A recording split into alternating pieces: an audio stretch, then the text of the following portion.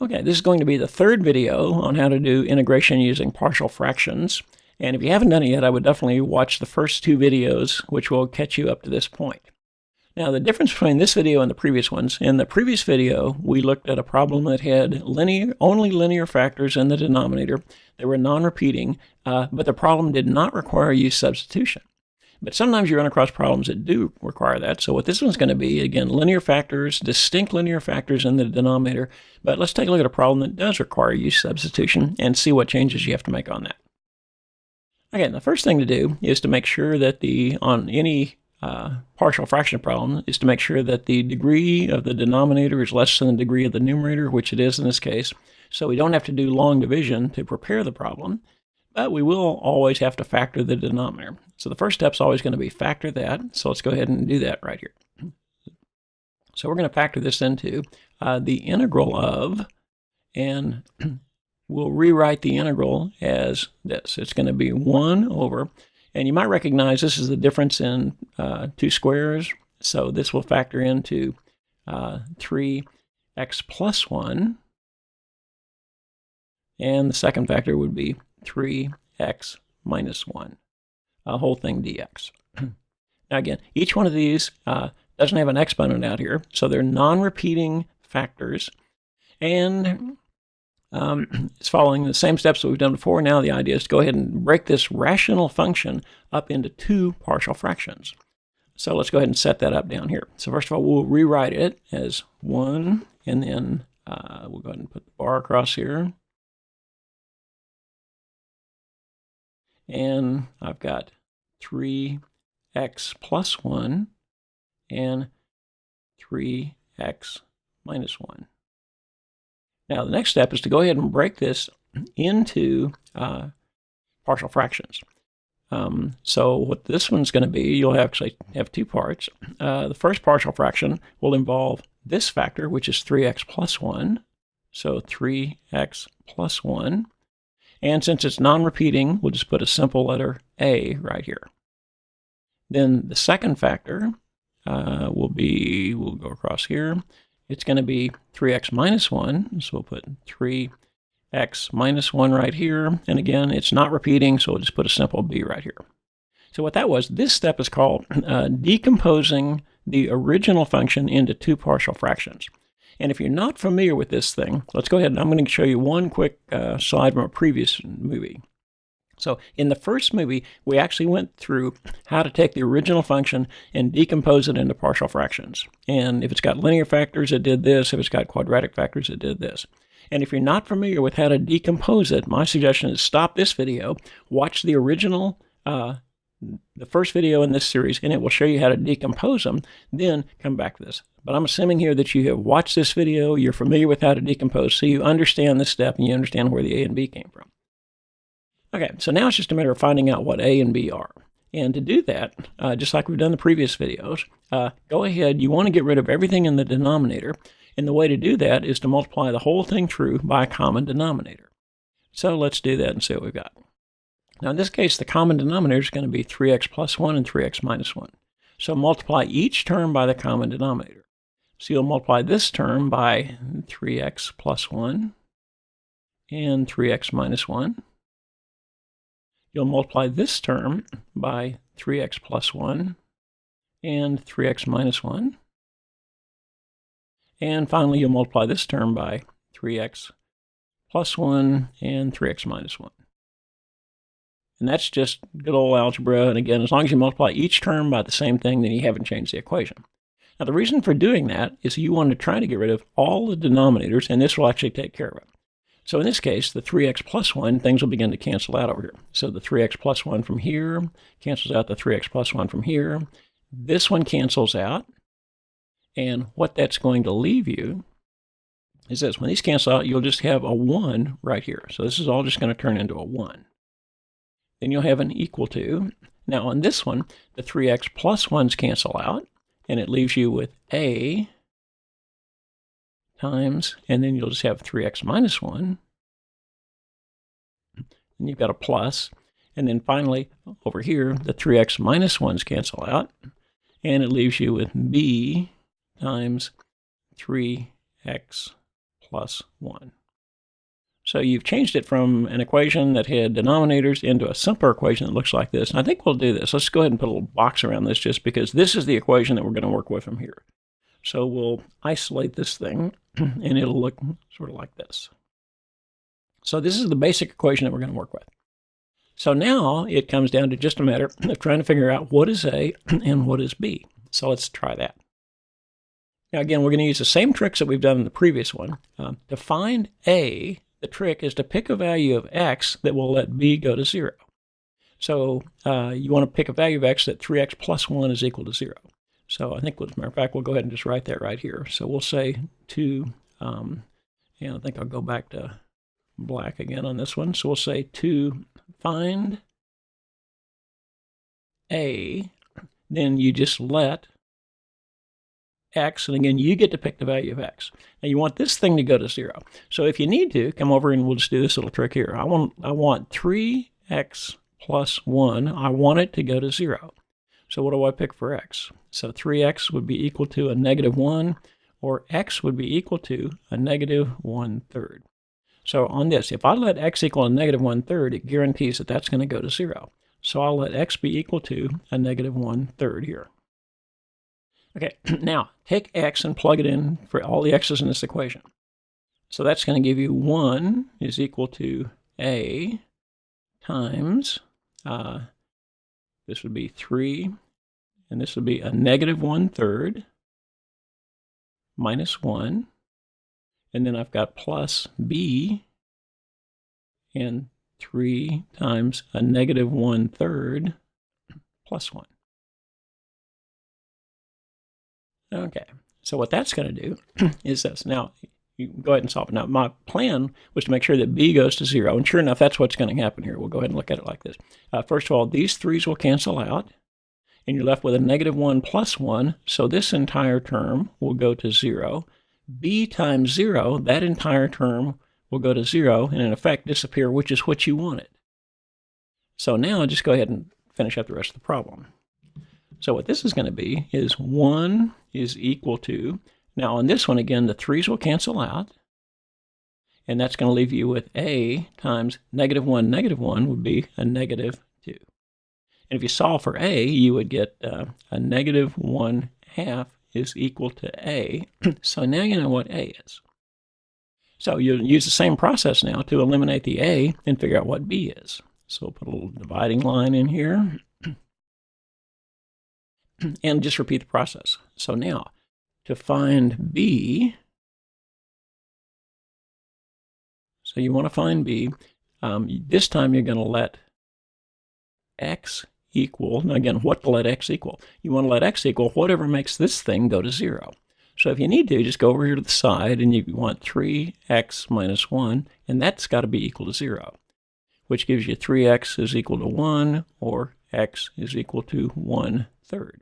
So in this case, you're going to let x be equal to a positive 1/3, and that's going to guarantee that this term will go to 0.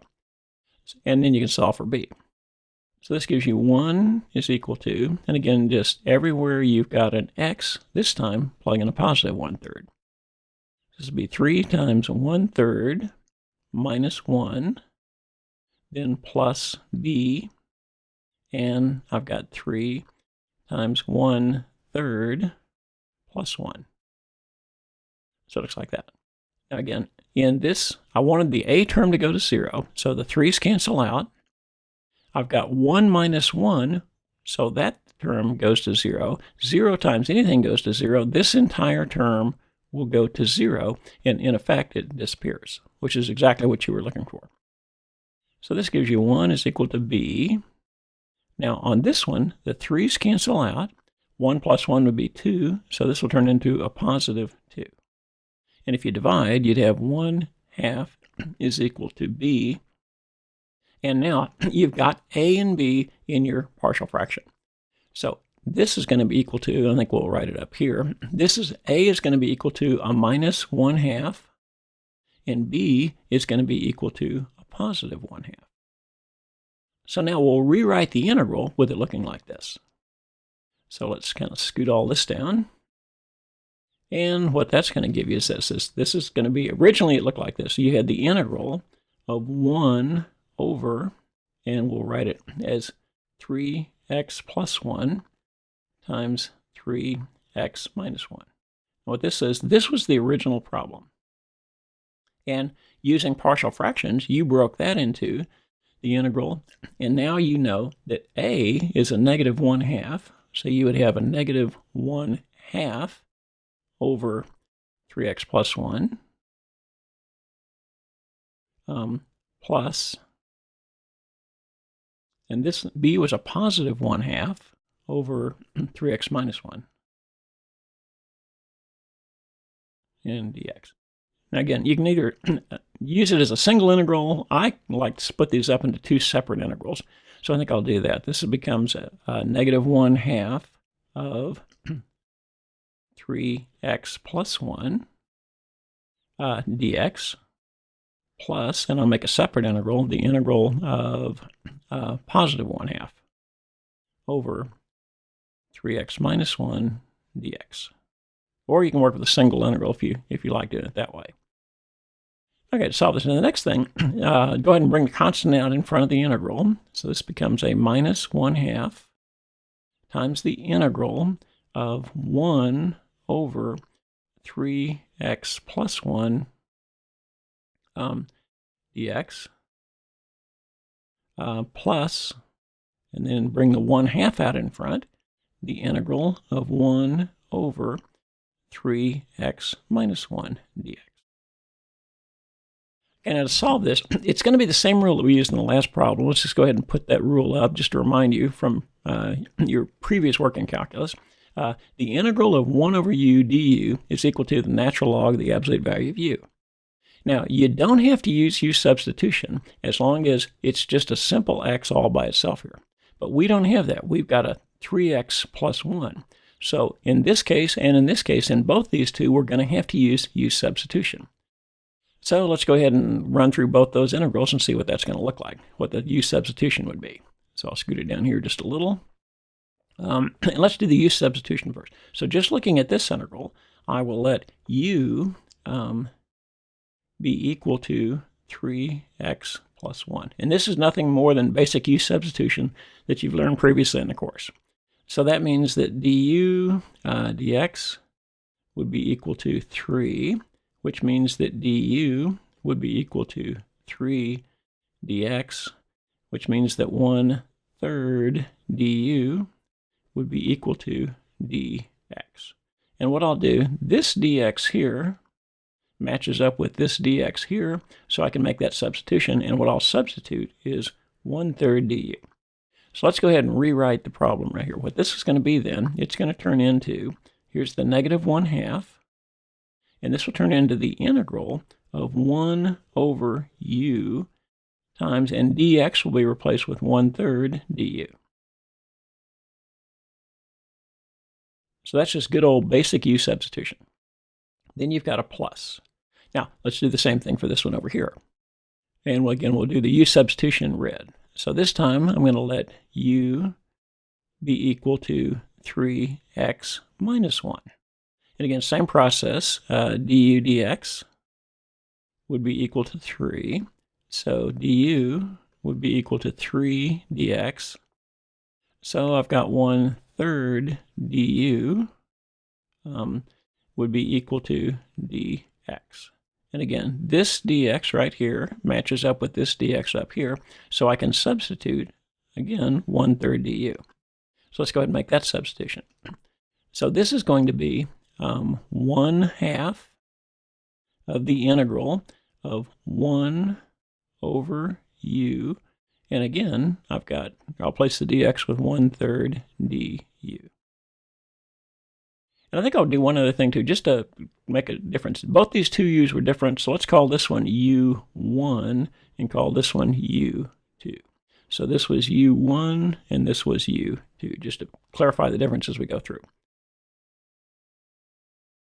Okay, now the next step is to take this 1/3 and this 1/3 and move them out in front of the integrals. So let's go ahead and do that. I think just to keep things organized here, we'll go ahead and scoot this rule down just where we can keep it in sight. And we'll put it, say, about right here.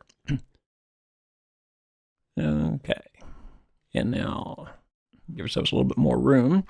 And to do this, and again, take the 1/3, move it out in front. And when you do that, that's going to change it to this. This will become 1/2 times 1/3. This would be minus 1/6 of the integral of 1 over u. And again, it's u1 du.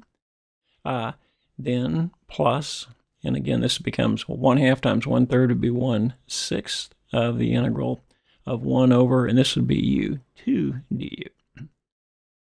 And now it's just a matter of finding these antiderivatives. So this would be minus 1/6, and again, 1 over u. Now you've got it in the proper form. It'll turn into the natural log of u. So this becomes the natural log of the absolute value, and it would be u1. Now normally there'd be a plus c here, but we'll combine the constants at the end. So this is going to be plus 1/6 of, this would be natural log of, in this case, u2, absolute value of u2. And now I'll put both the constants together as a single constant out here. And then finally, the last step, it's like in all problems, is go ahead and replace u1 with 3x plus 1. So this would be equal to minus 1/6 natural log of, and replace u1 with 3x plus 1. And then plus 1/6 natural log. And again, replace u2 with 3x minus 1. So 3x minus 1 plus c. And that's going to be the solution to the problem. Now, real quickly, let's kind of move back up and take a quick look at the whole thing, just to run through the steps. And the idea is, starting with, go ahead and factor the denominator. Then you decompose it using partial fractions, and it gives you this. Then multiply through by the common denominator to remove the denominators, and that gives you this basic equation. Then it's a matter of trying to figure out what is A and what is B.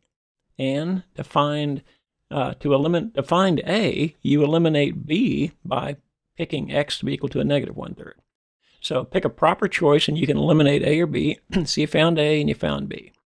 Then you rewrite it, and since now you know what A and B are, rewrite them as two separate integrals, solve it. And really the only difference in this problem is that in this problem, unlike the last one, you actually had to use substitution, because you had something more complicated than just a simple x here. So you use substitution, solved it, got a solution, and there you go. So what this again was an example that had only linear factors in the denominator that were non-repeating, but you had to use u substitution. Now, in the following videos, we'll look at examples where the factors in the denominator repeat or are quadratic, and it'll complicate problems a little bit more. So if you follow it step by step, you should be in pretty good shape.